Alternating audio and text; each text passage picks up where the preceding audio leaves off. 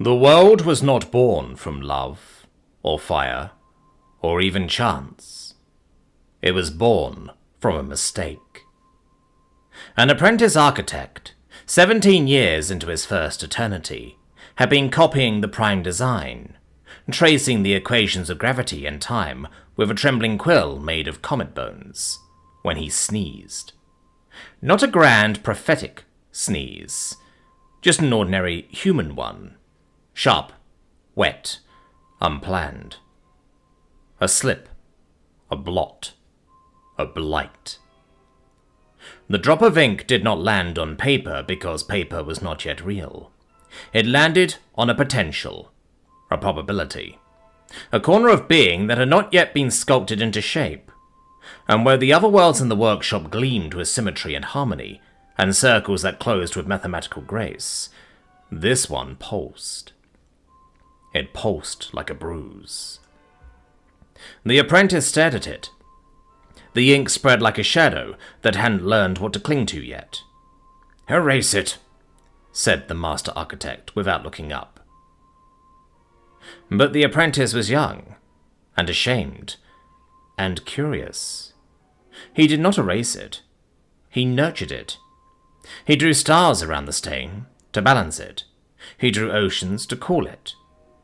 He forged light and bone and carbon and silence and seasons and predators and lullabies, all to make the bruise belong to something.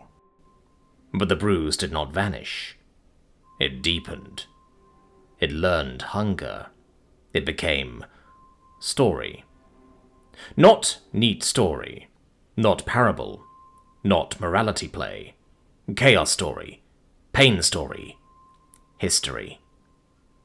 The strain was now the world we live in. The apprentice watched as the first creatures died simply because things with teeth had to eat.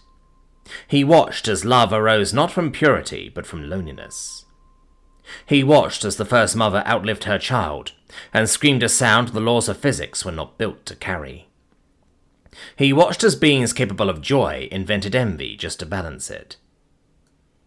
He watched as murder entered the lexicon before mercy did. He watched as the stain in the heart of the world stained everything it touched.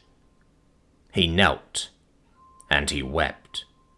Not because it was evil, but because it was beautiful in ways that broke him. One night, after a millennium of watching, the apprentice approached his master. "I cannot erase it now," he said. "It is too alive." The master did not scold him. The master did not console him. He simply asked, "Do you love it?" The apprentice closed his eyes. He saw the widow talking to an empty chair.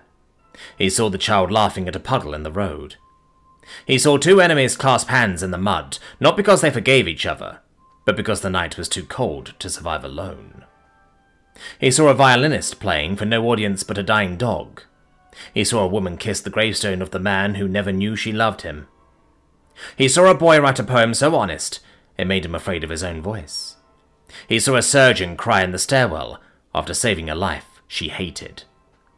He saw people break and break again and still return to the world carrying bread or books or their own trembling hands. And he whispered, "Yes, I love it, even the bruise." The master nodded once. "Then you cannot fix it," he said. "Only join it." And so the apprentice climbed into the world he had stained.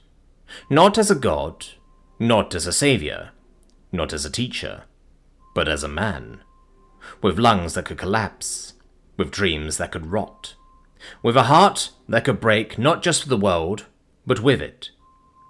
They called him many names. They praised him. They ignored him. They buried him. But every time someone asked, "Why do we suffer?" Every time a child wondered why her father didn't come home, every time a wife spoke to the dirt where her husband lay, every time a man screamed at the dark and heard nothing back, the apprentice was there, not to answer, but to ache with them. Because the stain was not a flaw in the world, it was the world. And the only thing holier than fixing sorrow is being the one who refuses to look away from it. You don't need a humble God. You need a guilty one, because only the one who knows he made the bruise can love the bruise enough to stay.